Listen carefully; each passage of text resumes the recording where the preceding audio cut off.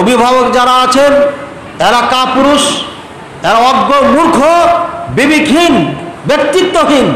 মেয়েদেরকে ইস্টাবলিশমেন্টের নামে school college থেকে ইউনিভার্সিটি পর্যন্ত পাঠিয়েছেন।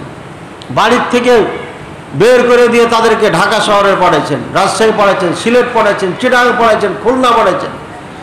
আর প্রত্যেকটি ইউনিভার্সিটিগুলো বেশ্যাখানায় পরিণত হয়ে গেছে। প্রায় প্রতিষ্ঠানগুলো বেশ্যাখানায় পরিণত হয়েছে। খুলনার ইউনিভার্সিটির মেয়ে ছেলেরা একাত্রিত হয়ে বৃষ্টির মধ্যে কাদা মাখামাখি করে একজন আরেকজনকে আপনার জড়িয়ে ধরেছে, প্রচার করেছে, ইউটিউবে ছেড়ে দিয়েছে। রাজশাহীতে এক মেয়ে 2 কি 3 সন্তানের মা হয়েছে এক হিন্দুর কাছে। সন্তান হওয়ার পরে জানতে পারে হিন্দু মুসলমানকে বিয়ে হওয়ার পরে। কিসের বিয়ে? হিন্দুর সাথে কিসের বিয়ে? এরপরে সন্তান হওয়ার পরে হবো, কাল মুসলমান হবো, পশু হবো, হতে হতে 3 সন্তানের মা হলে ওকে ছেড়ে দিয়ে পালিয়ে গেছে, বাবু পালিয়ে গেছে।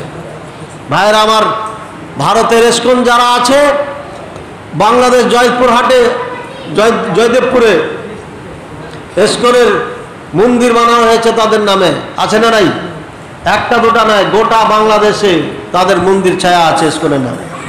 এই উগ্রবাদী হিন্দুদের এই সংগঠন কাজ করে যাচ্ছে।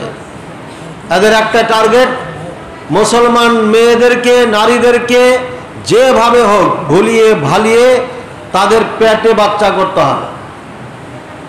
এরপরও তারা ক্ষান্ত নয়, তারা ধীরে ধীরে ধীরে এই মেয়েটাকে হাত করে ভারতে পাচার করে বেশ্যাখানায় বিক্রি করে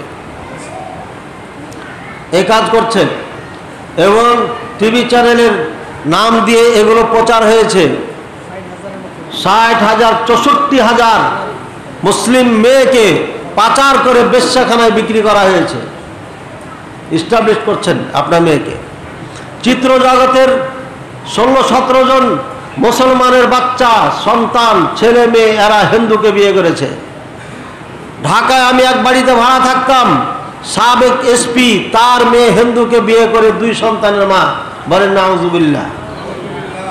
সেখানে আমি জানতে পারলাম তাদের জানা মতে 17 জন মেয়ে হিন্দুকে বিয়ে করে ঘর সংসার করছে।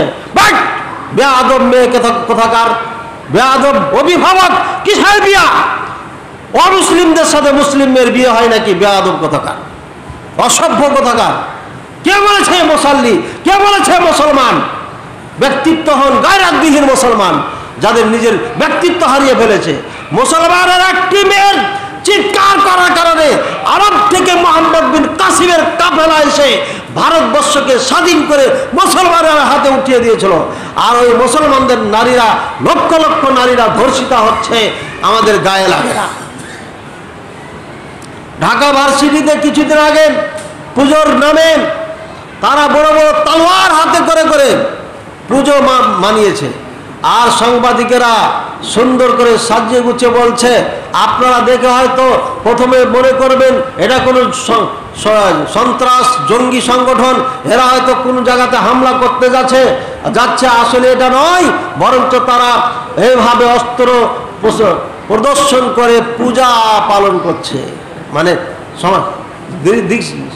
মানে খবরটাকে, জিনিসটাকে একদম নর্মাল করে ফেলবে, নর্মাল। এই হচ্ছে বাংলাদেশের সাংবাদিক, স্বার্থপর সাংবাদিক। এরা এইভাবে কাজ করে যাচ্ছে। আমি সত্য মিথ্যা জানি না, একের পর এক খবর ফেসবুকে আসতেছে। তারা ত্রিশূল, তাদের যে ত্রিশূল, এই যে 30 বছর ত্রিমুখ, 3টা মুখ দিয়ে, সেটা দিয়ে আমরা দেখেছি আগে যুদ্ধ করতো, জমি জমা নিয়ে মারামারি করতো। আর এখন ব্রাহ্মণবাড়িয়াতে মারামারি করে, এইভাবে চালিয়ে দেয়। কি নাম এটা? আমরা কোচ বলি, ঠেটা। এই টেটা মেটা দিয়ে মুসলমান নিজে নিজে মারামারি করে। বেহায়া বেশরম কোথাকার, নিজে নিজেরা মারামারি করে।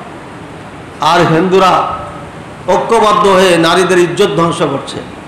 হাজার হাজার নারীদের পেটে আপনার সন্তান করে দিয়েছে। এগুলো তো জানতে পারলাম, আর অগণিত আমাদের অজান্তে থেকে গেছে, জানি না কত নারী তাদের কাছে ধর্ষণ হয়েছে। তাদের একটাই টার্গেট, এদেরকে ধর্ষণ করতেই হবে। যে বাবা নাউজুবিল্লাহ। মেয়েদের কোথায় পড়তে? ফেসবুক খুলেছে, নাম আব্দুল্লাহ, নাম আব্দুল্লাহ, নাম আব্দুর রহমান, নাম আব্দুল করিম, আব্দুল সাত্তার, রেদওয়ান, মানে মুসলমানদের খাঁটি নাম, যেটা সন্দেহ করবেন না।